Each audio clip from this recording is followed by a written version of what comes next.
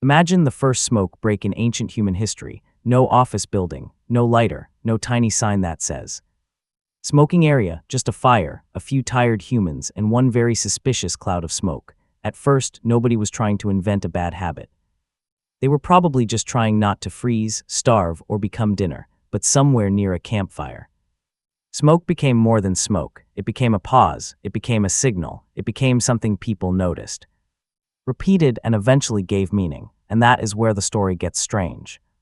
Archaeologists have found burned tobacco seeds in Utah dating back about 12,300 years. That does not prove someone was taking a casual smoke break behind a mammoth. But it does show that humans were using tobacco shockingly early. This was long before cigarettes. Factories or board workers leaning against brick walls, so if we want to understand the first smoke break, we have to forget the modern version. The original version probably looked much wilder. Picture a small group of ancient humans at the end of a hard day. Their feet hurt, their stomachs are arguing. The night is getting colder. The fire is doing its usual miracle. It gives heat, it gives light, it makes food easier to chew.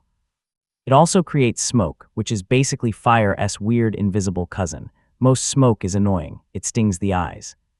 It attacks the throat. It makes your lungs file a formal complaint. But humans are not famous for leaving strange things alone. We are the animal that sees a mystery and pokes it with a stick, sometimes literally. Maybe someone tossed a plant into the fire. Maybe the plant was nearby. Maybe it was used for smell, insects, medicine, or simple curiosity. Then the smoke changed. It smelled different. It felt different. It made people cough, laugh, relax, focus, or feel slightly unlike themselves. That moment matters because a smoke break is not only about smoke. It is about stopping. It is about gathering. It is about doing something small while the world feels big and dangerous. For ancient humans, the campfire was the break room. There was no coffee machine. There was no lunch schedule. There was only the fire circle. Around that circle, people cooked, repaired tools, told stories, watched children, and watched each other. The fire pulled the group together. And anything that happened near the fire could become social. A strange plant smoke would not stay private for long. One person tries it, another person watches, a third person says, "That looks awful, but I am listening." Soon the strange act becomes a shared moment. This is how culture often begins, not with a grand announcement. Not with someone standing up and declaring, "We now have a ritual." It begins with repetition. It begins when people remember what happened last time. If that smoke seemed to calm fear, they remembered. If it seemed to help pain, they remembered. If it made a ceremony feel powerful, they remembered. If it made someone dizzy and ridiculous, they definitely remembered. Different plants can affect the body in different ways. Ancient people did not need a chemistry textbook to notice that. They had eyes, they had noses, they had bodies. And they had a powerful talent for connecting cause and effect. Eat this berry, stomach disaster. Burn this leaf. Sharp smell, breathe this smoke, strange feeling. That is not modern science, but it is observation. Over time, observation can become knowledge. Knowledge can become tradition. Tradition can become something nobody questions anymore. That may be how the first smoke break became more than a random accident. Smoke also has a special advantage. It moves between worlds. A plant you eat goes into the stomach. A plant you inhale feels quicker and stranger. The effect can arrive like a surprise visitor. That speed can make smoke feel powerful, and power attracts meaning. In many cultures, smoke became connected with ceremony, healing, prayer, and the dead.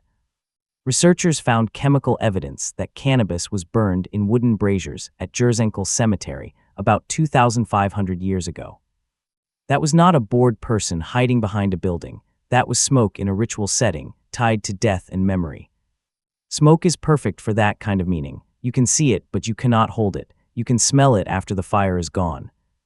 It rises upward as if it knows somewhere else to be. For people trying to speak to ancestors, spirits, or unseen forces, smoke almost writes the metaphor itself. A burning plant becomes a message. A smell becomes a memory.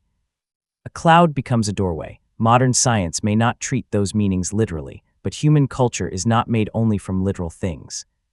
It is made from symbols that people agree to take seriously. If a group believes a smoke ritual matters, then it matters inside that group, and once something matters socially, people protect it, they repeat it. They teach it, they build rules around it. Who gets to use the smoke? When does it happen? Is it for healing?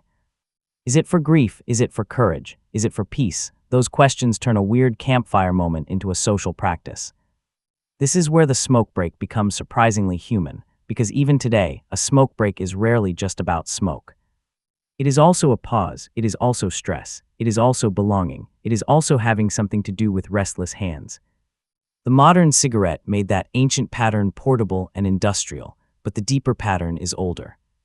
Stop for a moment, step away from pressure, share the act with others, let the body and brain learn the loop. The brain loves loops, it remembers what brings relief, it rewards what feels useful, it connects actions with emotions. Even when the action is not perfectly healthy, that is how habits grow. First, it feels unusual, then it feels meaningful.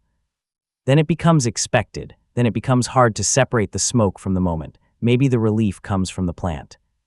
Maybe it comes from the ritual, maybe it comes from the people around you. Most likely, it comes from all three. That is the uncomfortable truth about many human habits. We do not only keep behaviors because they are good for us. We keep behaviors because they solve a feeling. Fear is a feeling, pain is a feeling, loneliness is a feeling.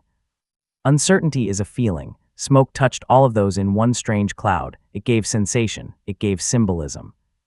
It gave the group something to do together, and it made invisible feelings feel manageable for ancient humans. That was not a small thing. Life was full of forces they could not control. Weather changed, animals disappeared. People got sick, loved ones died. Smoke offered a tiny illusion of influence. You could burn something. You could watch it rise. You could feel that the air had changed. That feeling can be powerful. Even if the chemistry is only part of the story. So the first smoke break was probably not one clear event. It was probably many moments in many places. A plant thrown into a fire, a cough that became a laugh. A smell that brought back memory, a ritual that made grief feel bearable, a group that turned danger into a shared rule. And somewhere in all of that, smoke became part of human behavior. The funny part is that the first smoke break probably did not feel funny at all. It may have felt sacred. It may have felt medicinal. It may have felt risky. It may have felt like a door opening in the air. Only later do we look back and joke about it, because from the outside, humans are ridiculous. We found fire. Changed the planet, invented culture, and then decided to inhale the byproduct, but from the inside. The story makes sense. Smoke was not just burning stuff. It was rest. It was mystery. It was group identity. It was memory. It was the brain learning, a repeated comfort. The first smoke break in ancient human history was probably not a break from work. It was a break from fear. It was a moment when humans gathered near fire and tried to make the invisible feel less wild.